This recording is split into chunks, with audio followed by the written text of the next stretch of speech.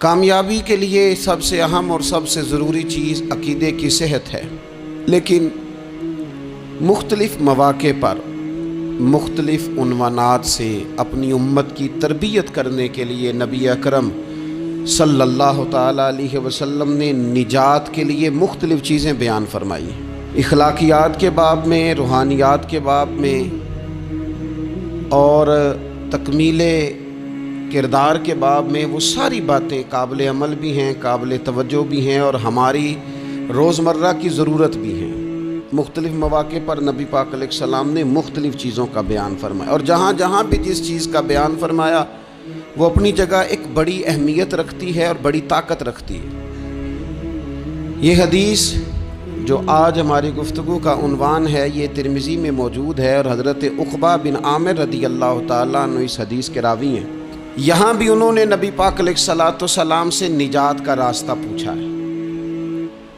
بہت ساری سوچیں، بہت سارے نظریات، بہت سارا فلسفہ، بہت سارے سمجھانے والے، بہت سارے قائل کرنے والے، اپنے اپنے انداز میں خیر کی بات بتانے والے لوگ ہر دور میں موجود رہے، لیکن بہرحال حرف آخر وہ ہے جو مدینے والے محبوب نے بیان فرمایا۔ نبی اکرم صلی اللہ تعالیٰ علیہ وسلم سے حضرت عقبہ بن عامر رضی اللہ تعالیٰ عنہ کہتے ہیں کہ میں نے عرض کیا، قلت یا رسول اللہ صلی اللہ تعالیٰ علیہ وسلم من نجات، کہتے ہیں میں نے پوچھا کہ یا رسول اللہ صلی اللہ تعالیٰ علیہ وسلم نجات کیا ہے؟ اللہ تبارک و تعالیٰ نے نبی پاک علیہ السلام کو یہ اعزاز عطا فرمایا ہے کہ حضور نہ جوامع الکلم کے ساتھ دنیا میں آئے، اور حضور فرماتے ہیں انا افصح العرب، عرب سارے ہی بڑی فصیح و بلیغ بات کرتے ہیں، کھلی بات کرتے ہیں، لیکن عربوں میں سب سے زیادہ بات کرنے کا سلیقہ اللہ نے مجھے عطا فرمایا ہے۔ یہ حضور علیہ السلام کی شان اقدس ہے کہ بہترین انداز میں حضور تھوڑے جملوں میں گہری بات، الفاظ کے لحاظ سے وہ بات مختصر ہے اور مفاہیم کے لحاظ سے اتنی وسیع ہے کہ سارے سمندر اس کے اندر سمو دیے نبی پاک علیہ السلام۔ من نجات، بہت بڑی بات پوچھی، بڑی وسیع بات پوچھ لی، یا رسول اللہ نجات کیا ہے، کامیابی کیا ہے، فلاح کیا ہے؟ تو نبی پاک صلی اللہ تعالیٰ علیہ وآلہ وسلم نے 3 باتیں ارشاد فرمائی۔ سب سے پہلے حضور نے نجات کے لیے جو بات ارشاد فرمائی وہ بڑی قابل غور ہے اور سمجھنے والی ہے۔ حضور علیہ السلام نے پہلی بات ارشاد فرمائی، فرمایا اگر تو نجات چاہتا ہے تو اپنی زبان کو اپنے قابو میں رکھ، اپنے بولنے پر کنٹرول کر، تول کے بولنا شروع کر، اپنے لفظوں کی حرمت کا خیال کر۔ اپنی زبان پر جو بندہ کنٹرول پا گیا، یہ پہلی علامت ہے نجات کی۔ اور ایک مقام پہ نبی پاک علیہ السلام نے یوں بھی بیان فرمایا، فرمایا تم مجھے گارنٹی دو 2 چیزوں کی، اور مجھ سے گارنٹی لے لو جنت کی۔ فرمایا تم مجھے اپنی 2 ٹانگوں کے درمیان شرمگاہ کی اور 2 جبڑوں کے درمیان زبان کی گارنٹی دے دو، اور میں اللہ کا محبوب ہو کے تمہیں جنت کی گارنٹی دیتا ہوں۔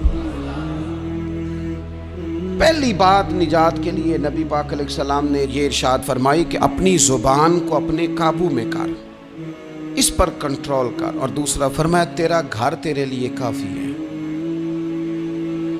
ادھر ادھر بلا وجہ نہ گھوما کر، بغیر سبب کے بہت ساری مجالس میں نہ جایا کر، ضرورت کے لیے جائیں، خیر پانے کے لیے جائیں، اچھے ارادوں سے سفر کریں۔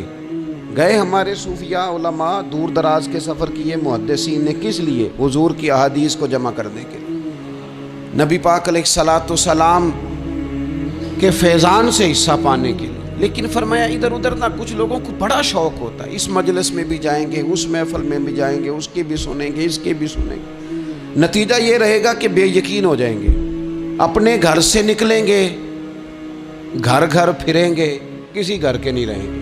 تیرے لیے تیرا گھر کافی ہے، اپنے گھر رہ، اپنا گھر جو ہے وہ وہ تجھے کفایت کرے، اپنے گھر میں قیام کر۔ یہ دوسری علامت ہے نجات کے لیے۔ اور تیسرے نمبر پہ نبی اکرم صلی اللہ تعالی علیہ وسلم نے فرمایا اگر تو نجات چاہتا ہے نا تو اپنی خطاؤں پہ رویا کر، اپنی خطاؤں پہ آنسو بہا، اپنے آپ پہ رو، اگر چاہتا ہے کہ بچ جائے۔ تین چیزیں نبی پاک علیہ الصلوۃ والسلام نے بیان فرمائی: زبان کو قابو میں کرو، اپنے گھر میں قیام کرو، اور فرمایا کہ تم اپنی خطاؤں پہ رویا کرو۔ یہ تین اگر چیزیں تمہیں میسر آتی ہیں تو پھر رسول پاک علیہ السلام کی زبان فیض حق کے ترجمان سے گارنٹی مل رہی ہے کہ اللہ اس بندے کو نجات عطا فرمائے گا۔ بہت شوق ہے لوگوں کو باتیں کرنے کا، بڑی باتیں، اوئے ہوئے، جو بات بڑے مختصر لفظوں میں 2 جملوں میں بیان ہو سکتی ہے اس کے پیچھے اتنی لمبی تمہید باندھیں گے کہ اصل بات ہی رہ جائے گی بیچ میں سے۔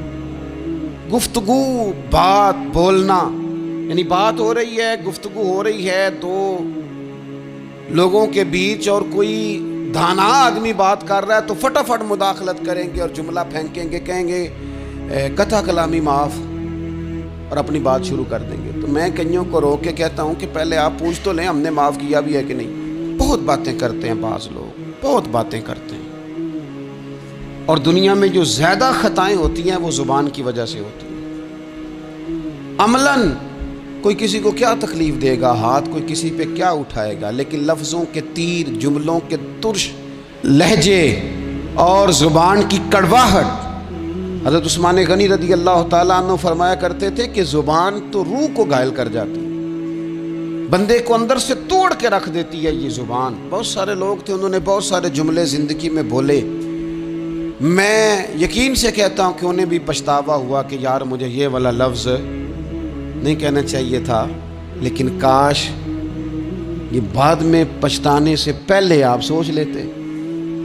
اور بہت سارے لوگ ایسے ہیں جو مجھے پتہ ہے جو وہ کہہ رہے ہیں وہ معافی ضمیر ان کا نہیں ہے، وہ ان کے خیالات نہیں ہوتے، لیکن وہ کہہ دیے انہوں نے، اور کہنے کے بعد اندازہ ہوا کہ یہ ہمیں کہنا نہیں چاہیے تھا۔ دوسرا ارشاد فرمایا کہ تو اس طرح کر، اپنے گھر کو نہ لازم پکڑ لے، تیرا گھر تیرے لیے بہتر ہے، تیرا گھر تیرے لیے کفایت کرنے والا ہے۔ شریعت اسلامیہ میں نا رہبانیت منع ہے، سارے حقوق چھوڑ کے بندہ گھر میں بیٹھ جائے، حجرے میں بیٹھ جائے، مسجد منع ہے، لیکن کچھ دیر کے لیے وَتَبَتَّلْ إِلَيْهِ تَبْتِيلًا، سب سے کٹ کر اللہ کے ساتھ جڑ جاؤ۔ قرآن مجید نے کہا وہ کیا ہے کہ کچھ دیر کے لیے خلوت ضرور اختیار، جیسے آپ اعتکاف میں بیٹھے ہیں، سب سے کٹ کے اللہ کے گھر آ گئے، یہ کچھ دیر کے لیے یہ کام کرنے کا ضرور حکم دیا گیا ہے۔ آپ دیکھیے حضرت موسیٰ علیہ السلام، اسلام میں رہبانیت نہیں، سارے حقوق چھوڑ کے جانا نہیں، لیکن کچھ دیر کے لیے، تھوڑی دیر کے لیے حضرت موسیٰ علیہ السلام 40 دن کے لیے گئے نا کوہ طور پہ، پھر اللہ نے تو رات عطا فرمائی۔ وَإِذْ وَعَدْنَا مُوسَىٰ 40 لَيْلَةً، ہم نے موسیٰ علیہ السلام سے 40 راتوں کا وعدہ لیا۔ نبی پاک علیہ السلام کتنے دن جا کے پہلے غار حرا میں بیٹھے، پھر اللہ تعالیٰ نے وحی عطا فرمائی۔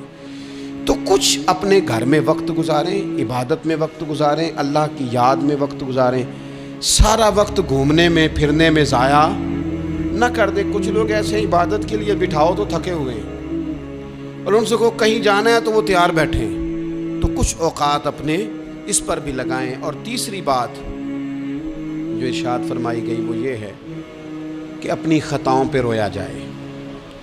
ہم نہ بڑا تبصرہ کرتے ہیں، بڑا رونا آتا ہے کسی کی مظلومیت پر، کسی کے دکھ پر، ملکی حالات پر، لوگوں پر، اچھی بات ہے، لیکن نجات کے لیے ضروری ہے کہ انسان اپنی خطاؤں پر بھی روئے۔